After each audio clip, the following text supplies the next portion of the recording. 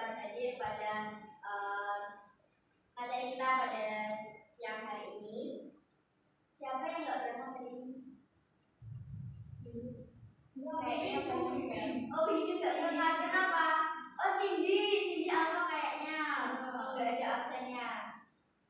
Nggak izin sama. Oke, di absen aja ya. Umi hadir, Puspatun, Zida, Maulinda, Tiara, nah, oke, berarti 30% hadir. Sebelum kita memasuki pelajaran kita pada hari ini, ada yang tahu nggak kita mau belajar apa?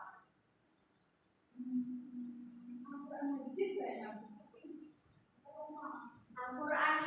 Kita akan belajar tentang Al-Quran dan hadis sebagai pedoman hidupku. Tapi sebelum itu, ibu mau ada nyanyi sedikit tentang rukun iman. Ada yang tahu namanya nggak rukun iman? Dulu kan waktu yang TPQ, masa nggak tahu? Yang rukun iman ada 6. Mau dicontohin dulu nggak? Jadi waktunya kayak gini. Rukun iman ada 6. 1 kepada Allah, 2 kepada malaikat, 3 kepada kitab, Rasul, 4 kelima hari kiamat, 6 qada dan qadar, Rasul, 4 kelima hari kiamat, 6 qada dan qadar. Kayak gitu. Oh ya, bisa ya? Bisa lah pasti. Yuk. Ayo 1, 2, 3. Rukun iman ada 6. 1 kepada Allah, 2 kepada malaikat, 3 kepada kitab, Rasul, 4 kelima hari kiamat, 6 qada dan qadar, Rasul, 4 kelima hari kiamat, 6 qada dan qadar. Oke, teman-teman semua. Tadi iman kepada kitab Allah itu termasuk rukun iman yang keberapa? Siapa yang tahu? 3. Ketiga, betul. Siapa namanya? Oke, sudah betul. Jadi rukun iman itu adalah sesuatu yang harus kita imani. Sedangkan Al-Quran itu termasuk rukun iman yang ketiga. Oke, untuk selanjutnya di sini ada pengertian Al-Quran. Jadi Al-Quran secara bahasa itu diambil dari kata qiraah, qoro'a, qiraatan, Quranan, yang berarti sesuatu yang dibaca. Quran itu pada mulanya seperti qiraah, yaitu masdar dari kata qoro'a, qiraatan, dan Quranan. Al-Quran menurut istilah adalah firman Allah yang disampaikan oleh malaikat Jibril dengan redaksi langsung dari Allah kepada Nabi Muhammad SAW dan yang diterima oleh umat Islam dari generasi ke generasi selanjutnya. Jadi Al-Quran itu adalah firman dari Allah yang diturunkan melalui perantaranya malaikat Jibril. Lalu dari malaikat Jibril disampaikan kepada Nabi Muhammad, dan itu pun secara apa? Berangsur-angsur. Jadi Al-Quran itu turunnya nggak langsung dari Jibril satu buku kitab, tidak, tapi secara berangsur-angsur gitu. Oke, siapa yang mau membacakan ayat yang ada di atas?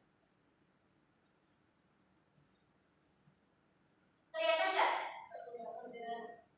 Oke, ya udah ibu aja yang baca. Oke, Bismillahirrahmanirrahim. Inna nahnu nazzalna dzikra wa inna lahu lahafizun. Artinya, sesungguhnya kamilah yang menurunkan Al-Quran dan sesungguhnya kami benar-benar memeliharanya. Quran surat Al-Hijr ayat 9.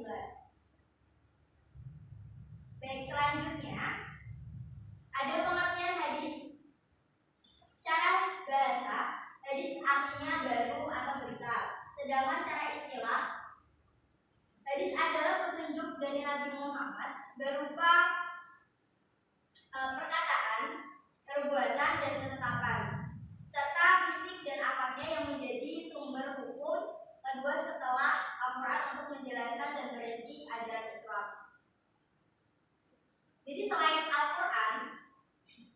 hukum hukum Islam itu diambil dari berapa aja?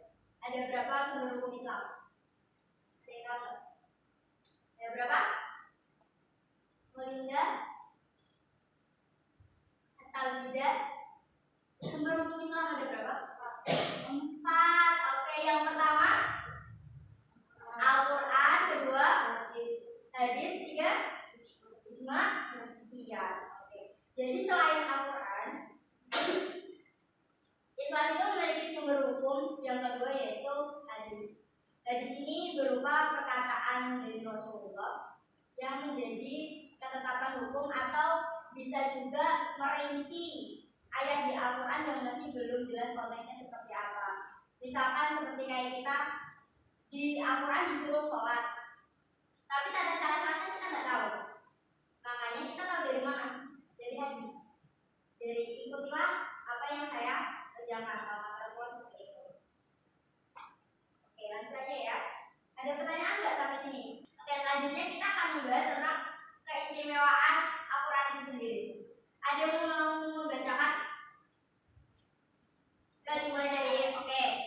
Dewi silakan baca. Al-Quran merupakan kitab penyempurna dari kitab-kitab terdahulu seperti Taurat, Zabur, dan Injil. Oke, baik. Lalu siapa lagi? Oke, baik. Tiara silakan. Membuat Allah yang menjadikan pedoman hidup manusia sebagai masa. Oke, baik. Yang ketiga siapa? Oke. Al-Quran adalah sumber ilmu pengetahuan. Baik. Nomor 1 ya. Al-Quran diturunkan Allah Subhanahu wa Ta'ala dengan bahasa yang istimewa untuk dipahami maupun dalam arti. Oke, baik. Jadi Al-Quran ini mempunyai beberapa keistimewaan. Yang pertama adalah kitab penyempurna dari kitab-kitab terdahulu. Jadi sebelum Al-Quran ada kitab-kitab yang lebih dahulu turun, yaitu kitab apa aja tadi? Taurat, Zabur, Injil. Taurat diturunkan kepada Nabi Musa alaihissalam. Kalau kitab Zabur diturunkan kepada Nabi Daud alaihissalam. Dan Injil Nabi Isa.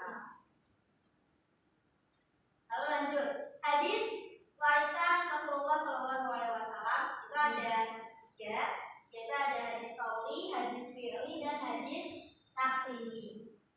Hadis qauli itu segala macam perkataan atau ucapan yang disandarkan kepada Nabi Muhammad, berisi tuntunan petunjuk syariat, akhlak keyakinan, dan berbagai peristiwa lainnya. Sedangkan hadis fi'li itu hadis yang berisi perbuatan, praktik atau tindakan Nabi Muhammad yang diamati dan diriwayatkan oleh para sahabat.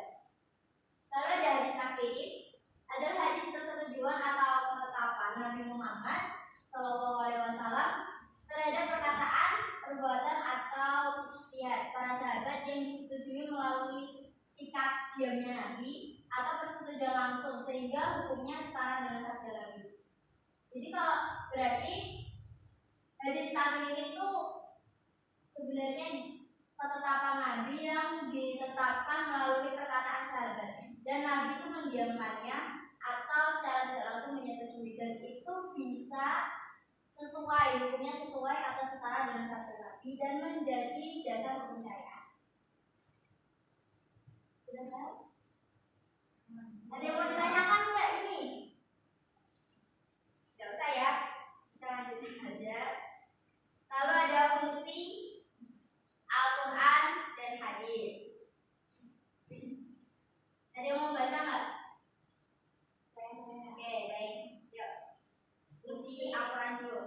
Fungsi Al-Quran secara umum sebagai sumber ajaran atau hukum Islam yang pertama. Kemudian sebagai informasi dan informasi terhadap hal-hal yang tidak dapat diketahui oleh akal.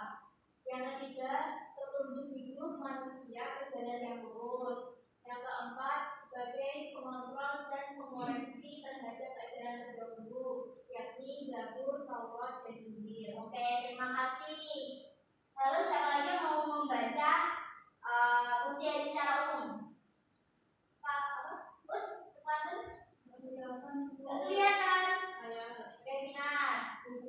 secara umum adalah sebagai sumber hukum dan pedoman hidup kedua setelah Al-Quran yang berfungsi untuk menjelaskan, menguatkan, merinci, dan membatasi menetapkan hukum dari dan mengawasi ajaran dalam Al-Quran serta menjadi teladan aktif dalam pendidikan dari umat muslim.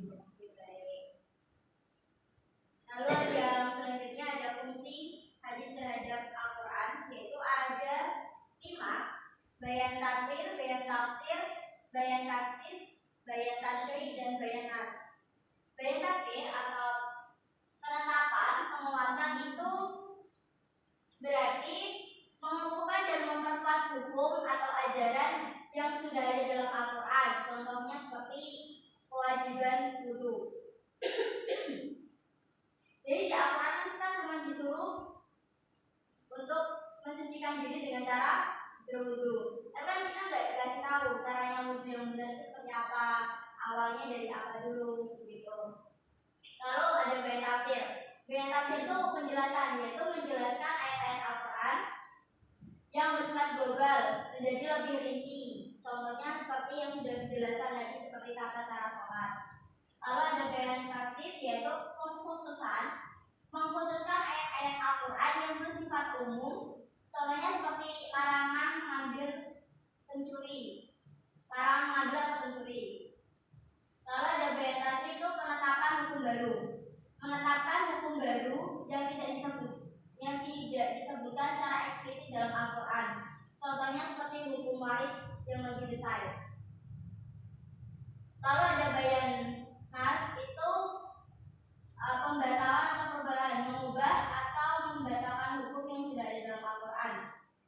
Meski kalau dalam ini biasanya jarang terjadi.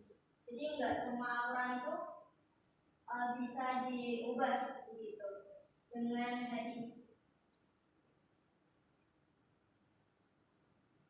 Oke, cukup sekian sampai hari ini. Ada yang mau ditanyakan enggak? Oke. Berarti itu Al-Quran dan hadis itu sangat penting di kehidupan kita ya Bu? Betul, karena kita sebagai umat Islam tentunya memiliki hukum. Jadi kita beragama itu enggak kayak milik-milik. Misalkan kayak kita nih hidup udah diatur sedemikian rupa dengan Al-Quran dan hadis atau ijma dan qiyas, dan kita harus melakukannya ya sesuai dengan hukum yang sudah diatur. Jadi supaya kan tadi udah ada nih keistimewaan Al-Quran atau fungsi Al-Quran tersendiri itu kan menjadi pedoman hidup manusia. Jadi kalau manusia itu mungkin hidupnya tersesat atau kehilangan arah, ya sebenarnya semua permasalahan hidup itu jawabannya udah ada di Al-Quran. Cuma kadang kita itu luputnya gimana? Kadang kita tuh kalau punya masalah langsung menyalahkan diri. Enggak kayak di Al-Quran udah dijelasin kalau punya masalah itu jangan berontak, tapi diterima dulu masalahnya, dipahami seperti apa, lalu kita ambil wudu, baca Quran, dan sampai apa sih yang kita baca. Kebanyakan umat Islam sekarang itu cuman baca aja tapi nggak ngelakuin. Makanya kan sampai sekarang nggak paham kayak gitu. Dan biasanya anak-anak itu belum terlalu paham tentang apa sih hadis itu. Saya kan kayak gitu, apa sih hadis itu? Kenapa harus ada hadis? Kenapa nggak dari Al-Quran aja? Bukannya Al-Quran itu udah dijelasin semua bla bla bla, padahal nggak semuanya di Al-Quran itu bisa diterang secara mentah atau secara tekstual aja, tapi juga harus ada konteksnya juga. Begitu. Ada yang mau tanya lagi? Oke, kalau udah ini sebenarnya aku mau ini ada lagu. Udah.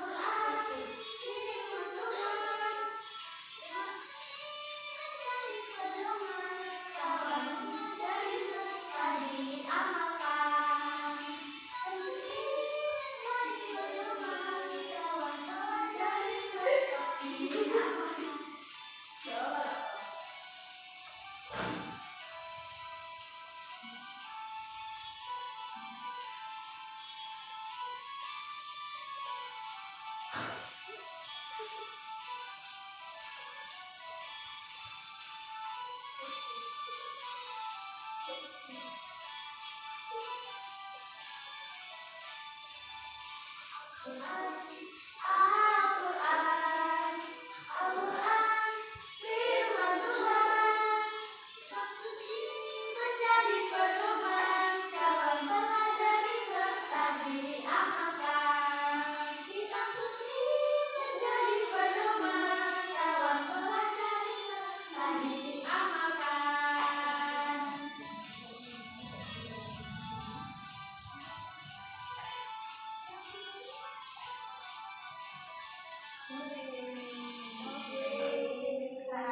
Besok tuh saya nanti pakai speaker. Oh iya, ini speakernya lupa. Oke, begitu pelajaran kita pada sore hari ini. Semoga bermanfaat untuk kita semua. Semoga apa yang dipelajari hari ini bisa berguna untuk kita dalam menghadapi mungkin suatu masalah atau problem. Jadi semua masalah atau problem itu pasti ada jalan keluarnya, ada solusinya. Untuk tugasnya nanti menulis ayat Al-Quran atau hadis yang berhubungan tentang Al-Quran dan hadis, seperti kayak tadi yang surat Al-Hijr ayat 9 atau ada hadis Nabi seperti itu. Nanti bisa dipresentasikan. Oke ya.